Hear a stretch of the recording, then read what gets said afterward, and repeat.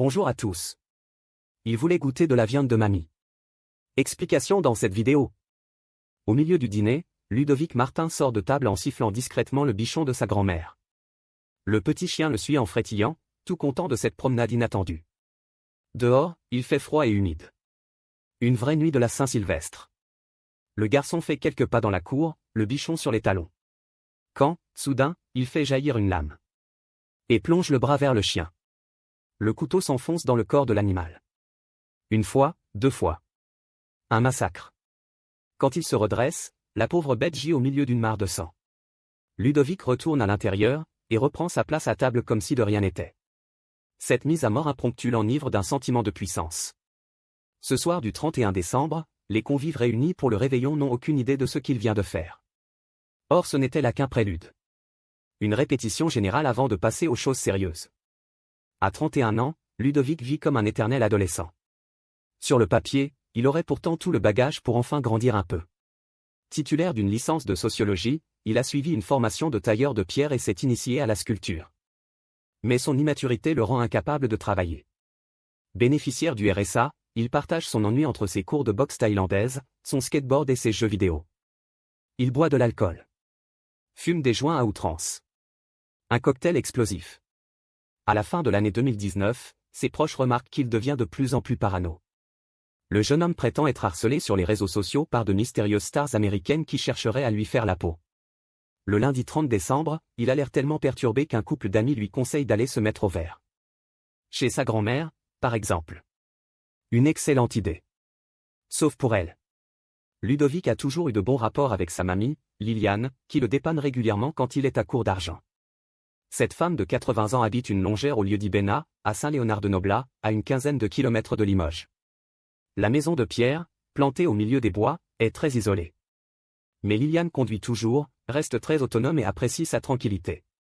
Depuis le décès de son mari, elle y vit seule avec sa petite chienne Bichon. Ce jour-là, elle accueille son petit-fils à bras ouverts, comme d'habitude. Et c'est tout naturellement qu'elle lui propose de rester le lendemain soir, pour son dîner de réveillon. Il suffira d'ajouter un couvert. Pour cette soirée de fête, Liliane a invité sa sœur, sa fille, son gendre et sa petite nièce. Ils sont donc 6 autour de la table. Mais le dîner commence mal. Plus tendu et renfermé que jamais, Ludovic ne tient pas en place. Toutes les 5 minutes, il va faire un tour dehors. Sans doute pour fumer un joint, se figurent les autres, dépités. Seule la petite nièce se doute qu'il y a quelque chose de plus grave. Mais elle n'ose rien dire, pour ne pas gâcher la fête. Prudente, elle enregistre quand même une petite vidéo en douce, à l'intention de la police. Au cas où demain je serais morte, parce que vraiment, il se passe des trucs trop bizarres, précise-t-elle sur l'enregistrement. La soirée avance. Personne ne remarque la disparition du chien. Vers minuit et demi, les invités prennent congé et repartent, sans remarquer la dépouille de l'animal, figé par la mort dans l'obscurité. Ludovic reste seul avec sa grand-mère. Derrière ses yeux vitreux, ses idées font la farandole. Mercredi 1er janvier 2020, le lendemain. Vers 17h10, un riverain voit une colonne de fumée noire sortir de la maison de Liliane. Il alerte les secours. À leur arrivée, ces derniers trouvent Ludovic assis dans la cour, prostré. Les pompiers pénètrent dans la longère. L'incendie est rapidement maîtrisé. L'origine criminelle du sinistre ne fait aucun doute, il y a 2 départs de feu distincts dans les pièces du bas. On fouille la bâtisse. Aucune trace de Liliane. Les soldats du feu vont voir au garage, y découvrent un gros congélateur et en soulèvent le couvercle par réflexe. Ils ont aussitôt un mouvement de recul, comme s'ils venaient d'apercevoir le diable. À l'intérieur, le cadavre d'une vieille dame découpée en morceaux, bras et jambes sectionnés. Détail atroce, la cage thoracique de la victime est ouverte. On lui a arraché le cœur. Voilà tout ce qu'il reste de Liliane. En garde à vue, Ludovic, qui présente des traces de griffures et de morsures aux mains, passe rapidement aux aveux. D'après les révélations de Coralie Zarb, journaliste bien informée du Populaire du Centre. Le récit qu'il livre aux enquêteurs est une plongée dans l'horreur pure. À en défier l'imagination. Cet après-midi du 31 décembre, Ludovic aurait entendu des bruits d'hélicoptères. Aussitôt, sa parano se réveille. Ce sont sûrement ses ennemis américains, lancés à sa recherche. Effrayé, il se rend au supermarché, où il achète un couteau, des gants de jardinage, de la javel et des boîtes de conserve. Le soir venu, le repas de réveillon a commencé lorsqu'une voix intérieure lui ordonne de tuer le bichon de sa grand-mère.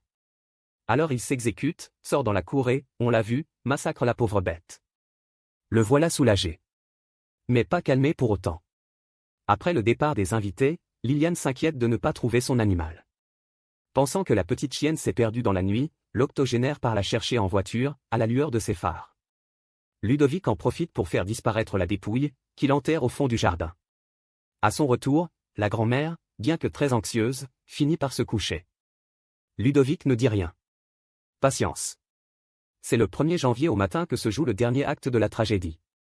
Le pire qu'on puisse concevoir. À son réveil, vers 7 heures, Ludovic a de nouveau envie de tuer. Cette fois, sa petite voix intérieure lui intime de s'en prendre à sa grand-mère. Il essayait de résister mais comprenait que, s'il ne la tuait pas, le jour ne se lèverait pas, résument dans leur procès-verbal les enquêteurs. Il est aux environs de 8h30 lorsque Liliane se lève. La vieille dame a mal dormi, trop angoissée par la disparition de sa chienne. À peine debout, elle annonce à son petit-fils qu'elle retourne la chercher. Mais elle n'atteindra pas la porte. Armé d'une casserole, Ludovic l'attaque par surprise et la frappe en plein visage. Puis il la cogne de toutes les manières possibles.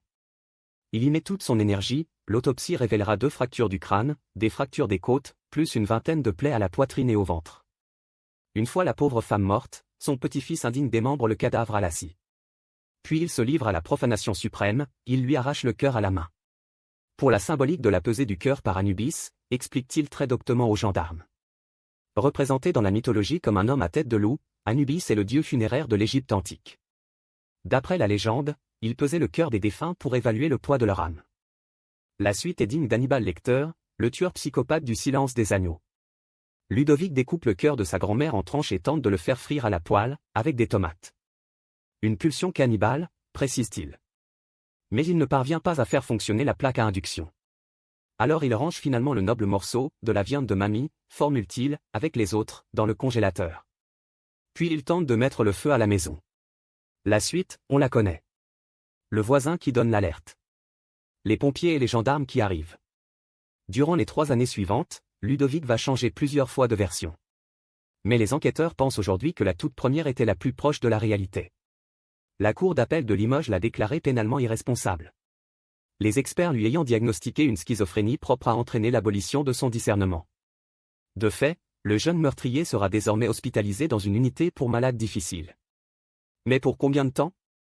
C'est toujours la question qui fâche dans ce genre de situation. Alors qu'en prison les remises de peine répondent à des règles assez strictes, en UMD, c'est le grand flou. Seuls les psychiatres décident si et quand un malade peut recouvrer sa liberté. On espère que dans ce cas précis ils sauront eux-mêmes faire preuve de discernement.